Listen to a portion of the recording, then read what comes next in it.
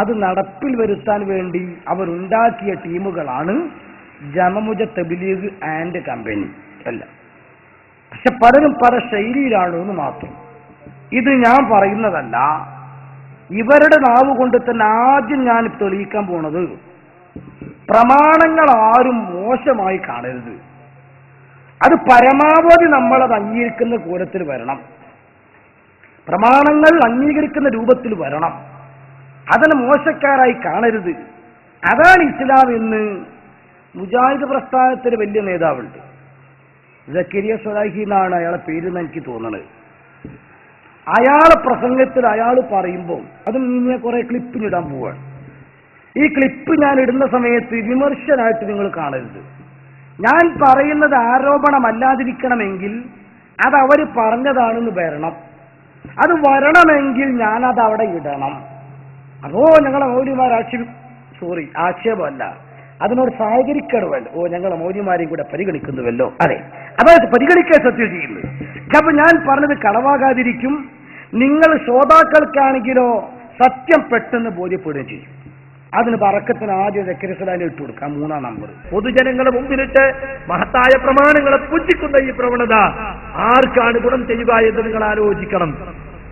ആളുകൾക്ക് പൊതുവെ ഹദീസിനോടും പ്രമാണങ്ങളോടുമൊക്കെ മതിപ്പ് കുറഞ്ഞു വരുന്ന കാലഘട്ടത്തിൽ പണ്ഡിതന്മാർ അതിന്റെ മഹത്വം ജനങ്ങളെ ബോധ്യപ്പെടുത്തുകയാണ് യഥാർത്ഥത്തിൽ വേണ്ടത്. പ്രമാണങ്ങളോടുള്ള ബഹുമാനം ആദരവും ഒക്കെ പൊതുവെ കുറഞ്ഞു വരികയാണ്. അതാരാ കുറച്ചെന്നുള്ള ക്വസ്റ്റ്യൻ അവിടെ ഉണ്ട്. അത് ഇപ്പം ഞാൻ പറയണില്ല. ഞാൻ ഇപ്പം ഒരു പറഞ്ഞ കാര്യം നല്ലതായതുകൊണ്ട് ഞാൻ അതേ ഇതുള്ളൂ. നല്ല കാര്യം ഇങ്ങനെ പറഞ്ഞത് അങ്ങ് കിട്ടിയിരുന്നു. അങ്ങനെയാണല്ലോ നമ്മൾ നല്ല കാര്യം ആര് പറഞ്ഞാലും വെള്ളം അംഗീകരിക്കുക. അപ്പൊ ആ അംഗീകാരം നിങ്ങളും കൂടെ അംഗീകരിച്ചുള്ള വിഷയം അവിടെ പൂർത്തിയാവും. അപ്പൊ അദ്ദേഹത്തിന്റെ നാവ് കൊണ്ട് പറയുന്നത് പ്രമാണങ്ങൾ അല്ലെങ്കിൽ തന്നെ ലൈഫാക്കിക്കൊണ്ടിരിക്കുന്ന കാലം ഇത്. അതൊന്ന് പിന്മാറണം, പ്രമാണങ്ങളുള്ള ബഹുമാനം നിലനിർത്തണം. അത് നമ്മൾ പുച്ഛിച്ച് തള്ളരുത്. ഉള്ള മതിപ്പും കൂടെ യാതൊരു കാരണവശാലും കളഞ്ഞു കുടിക്കരുത്. അതൊരു നല്ല കാര്യമാണ് അല്ലേ, അതൊരു വർത്താനാണ് അല്ലെ, അതൊരു എന്താ പറയുക, ഒരു പോയിന്റ്. അത് പറയേണ്ട കാര്യമാണ്. പ്രമാണങ്ങൾ നമ്മൾ പുച്ഛിച്ച് തള്ളരുത്, പ്രമാണങ്ങൾ നമ്മൾ നിസ്സാരമാക്കരുത്. അതുപോലെ തന്നെ പ്രമാണങ്ങൾക്ക് ബഹുമാനവും ആദരവും കൽപ്പിക്കണോ. ഇതാണ് അദ്ദേഹം പ്രസംഗിച്ചത്. ഇനി ഇത് മറ്റൊരു ശൈലിയിൽ ഇദ്ദേഹത്തിന്റെ ഒരു ശിഷ്യൻ പ്രസംഗിക്കുന്നുണ്ട്, സ്വലാഹി. അദ്ദേഹം പറയുന്നത് അങ്ങനെ പ്രമാണമാകണമെങ്കിൽ അതിന് ഏതാണ് പ്രമാണം എന്നറിയണ്ടേ. കുറേ ഉണ്ട്, പക്ഷെ ആ കൂട്ടത്തിൽ വിശുദ്ധ ഖുർആൻ കഴിഞ്ഞാൽ പിന്നെ ഏറ്റവും നല്ല പ്രമാണമാണ് ബുഖാരിയും മുസ്ലിമും. ഞാനൊരു വിഷയത്തിലേക്ക് വേണ്ടിയിട്ടാണ് ആവർത്തനം വരുന്നെങ്കിൽ നിങ്ങൾ ചെക്കണം. പിന്നെ അതിന് ഏറ്റവും പ്രബലമായിട്ട് വേണ്ടത് ഖുർആൻ കഴിഞ്ഞാൽ പിന്നെ ബുഖാരിയും മുസ്ലിമുമാണ്. അത് നിങ്ങൾ മുറുകെ പിടിച്ചോ, കുഴക്കൂല. ആരൊക്കെ എന്തൊക്കെ പറഞ്ഞോട്ടെ, ഒറ്റ ഒന്ന് പോലും അതിൽ തള്ളിക്കളയേണ്ടതില്ല എന്ന് പറഞ്ഞാൽ ലൈഫില്ല എന്നർത്ഥം. അത് അദ്ദേഹത്തിന്റെ ശിഷ്യൻ കൂടി പറയുമ്പോ ഗുരുവും ശിഷ്യനും ഒരേ മാർഗത്തിലാകും. എന്നിട്ട് എന്റെ പണി ഞാൻ എടുക്കും. ഇട്ടുകൊടുക്കും. ഒന്ന്, ഒരു സാധാരണക്കാരന് വിശ്വസിക്കാവുന്ന ഒരു ഹദീസ് ഗ്രന്ഥം ഏതാണ്? ഒന്നല്ല, രണ്ടെണ്ണം കേട്ടോളൂ. ഇമാം ബുഖാരിയുടേതും ഇമാം മുസ്ലിമിന്റേതും. ഇമാം ബുഖാരിയുടെയും ഇമാം മുസ്ലിമിന്റെയും സ്വഹീഹുകളിൽ ഒന്നുപോലും ലൈഫില്ല. ആരൊക്കെ എന്തൊക്കെ പറഞ്ഞാലും ഒരു ഹദീസ് പോലും ലൈഫുള്ളതായിട്ട് ആർക്കും കാണിക്കാൻ സാധ്യമല്ല. അതുമായി ബന്ധപ്പെട്ട ദീർഘമായ ചർച്ചകൾ ഇസ്ലാമിക ലോകത്ത് എന്നും ഉണ്ടായിട്ടുണ്ട്. ആരൊക്കെ എന്തൊക്കെ പറഞ്ഞാലും ശരി, ബുഖാരി മുസ്ലിം സഹോദരന്മാർക്ക് വേണ്ടി വിശദമായിട്ട് ഞാൻ പറയുന്നത്, അതിൽ ഒന്നുപോലും ലൈഫില്ല. ലൈഫില്ല എന്ന് പറഞ്ഞാൽ ഒഴിവാക്കേണ്ടതില്ല.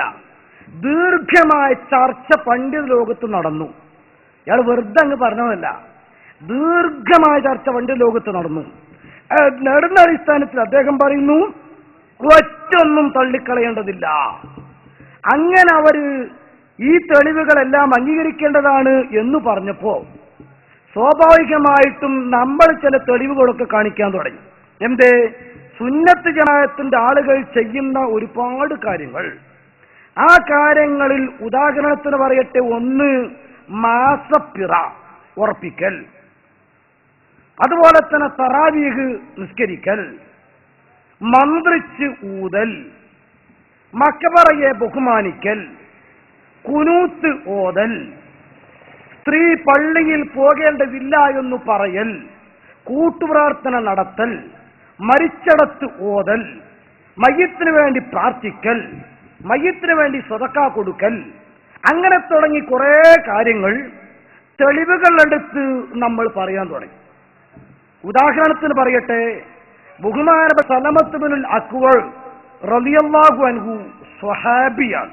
അദ്ദേഹത്തിന്റെ ശരീരത്തിൽ യുദ്ധത്തിൽ വെട്ടേറ്റു ഖൈബറിൽ വെച്ച്.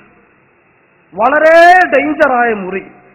ആളുകളൊക്കെ പറഞ്ഞു കേസ് ലേശം ഡേഞ്ചറാണ്.